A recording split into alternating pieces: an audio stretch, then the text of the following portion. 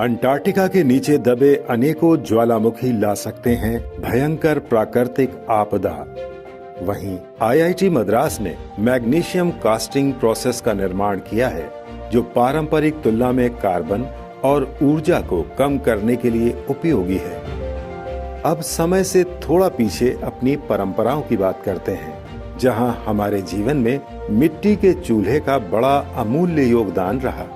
इन 3 रोचक विषयों पर चर्चा होगी आज के ज्ञान विज्ञान के एपिसोड में।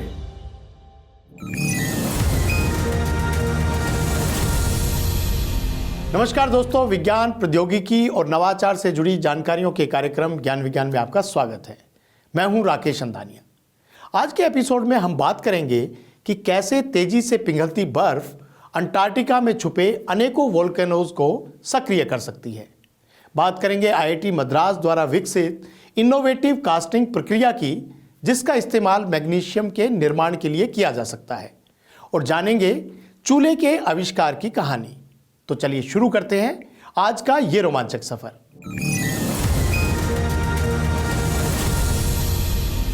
अंटार्कटिका की बर्फ का पिघलना अब एक नए खतरे का कारण बन सकता है।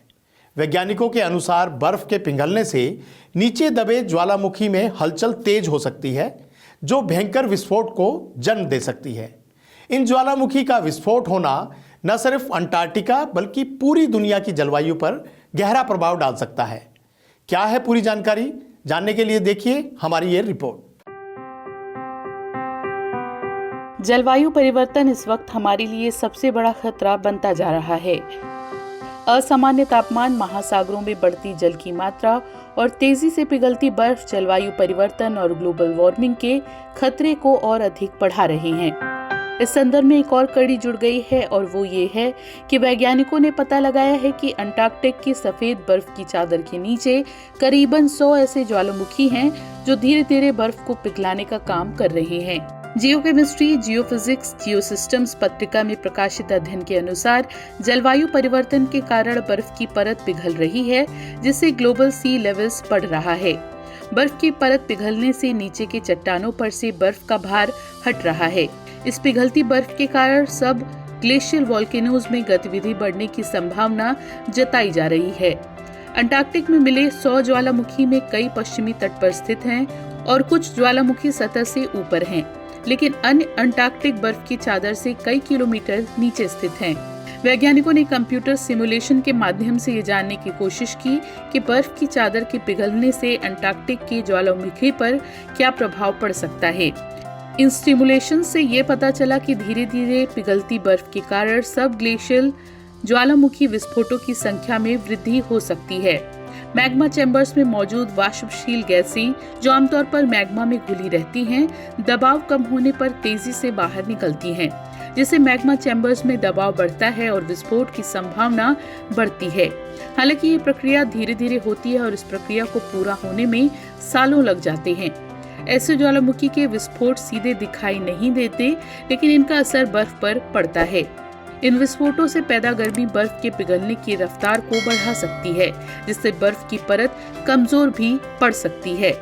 वैज्ञानिकों का मानना है कि अगर ये प्रक्रिया जारी रहेगी तो इससे न केवल अंटार्कटिक पर असर पड़ेगा, बल्कि ये पृथ्वी के जलवायु पर भी गंभीर प्रभाव डाल सकता है।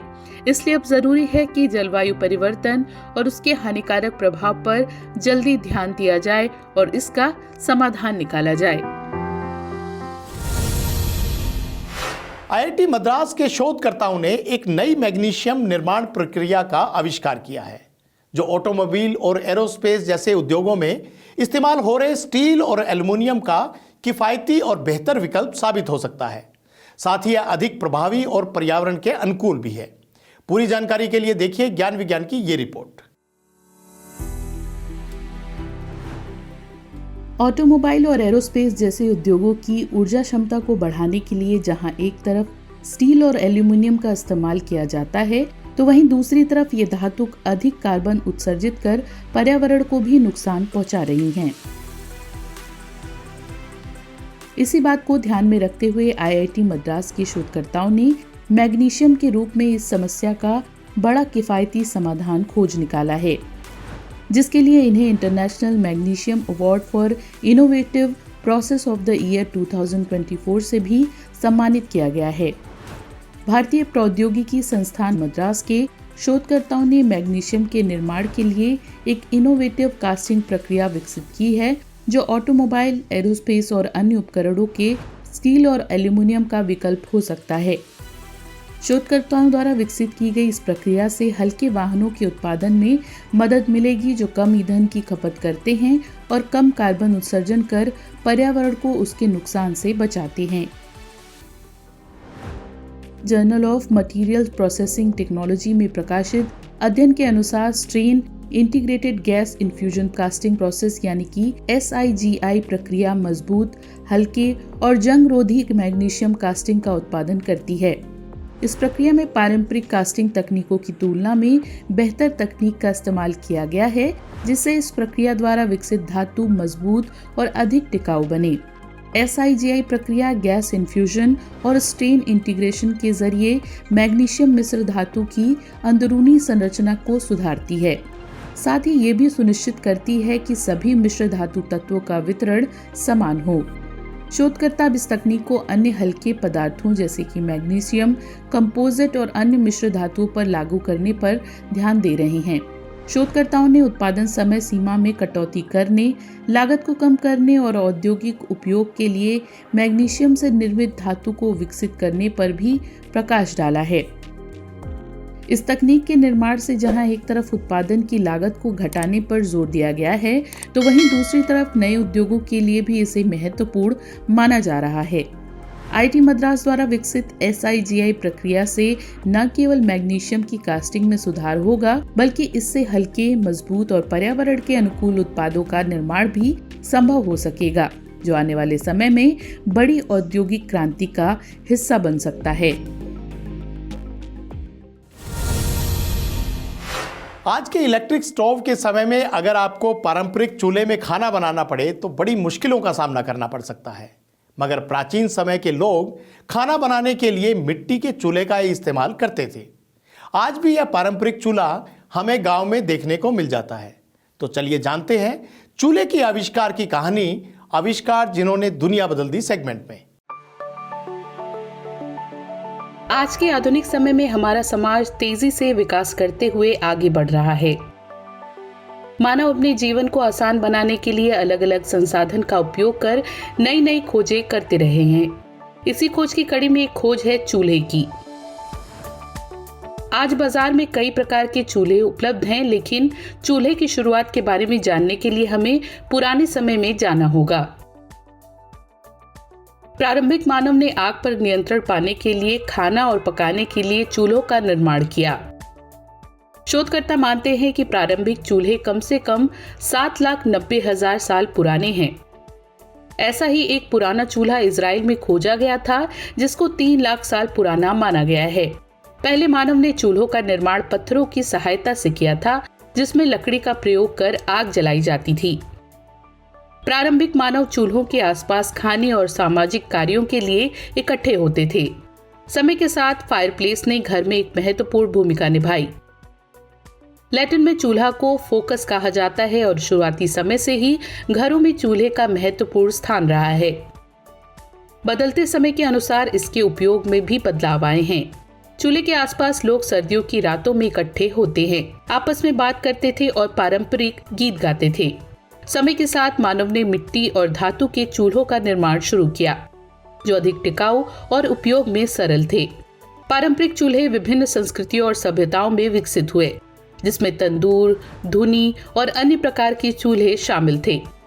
वहीं ठंडे प्रदेशों में आग से घर को गर्म रखने के लिए लोग घर के अंदर ही चिमनी लगाकर आग जलाते थे, जिससे घर गर्म भी रहता था और चूल्हे का धुआं चिमनी के सहारे बाहर निकल जाता था। आज भी इसका उपयोग होता है। आज के समय में चूल्हों का विकास गैस और बिजली से संचालित होने वाले चूल्हों तक पहुंच चुका है, जो अधिक सुविधाजनक और पर्यावरण के अनुकूल है। चूल्हे की खोज और उसका विकास मानव इतिहास में एक महत्वपूर्ण मील का पत्थर था, जिसने मानव जीवन को अधिक सरल और समृद्ध बनाया।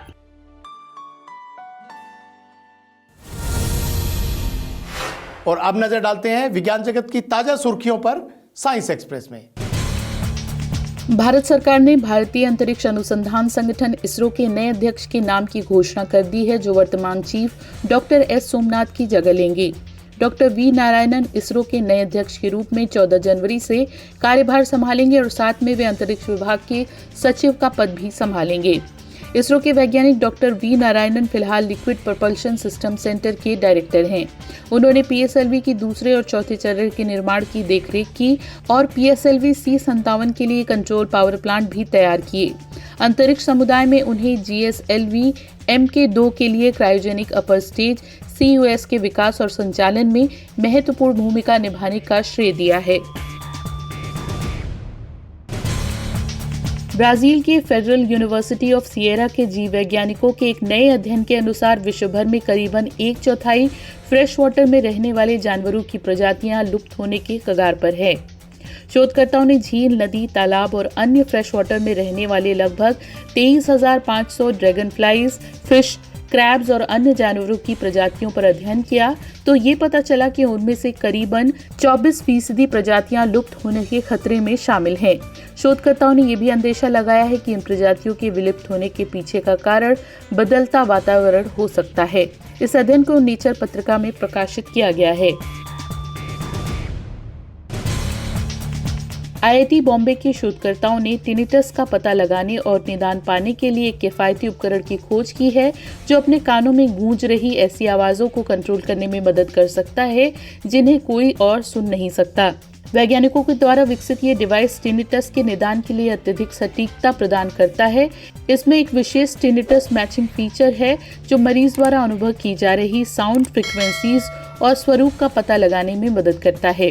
इस डिवाइस के साथ एक एप्लीकेशन सॉफ्टवेयर भी जुड़ा हुआ है, जो मरीज की स्थिति की निगरानी करने और उनके उपचार की प्रगति को ट्रैक करने का काम करता है।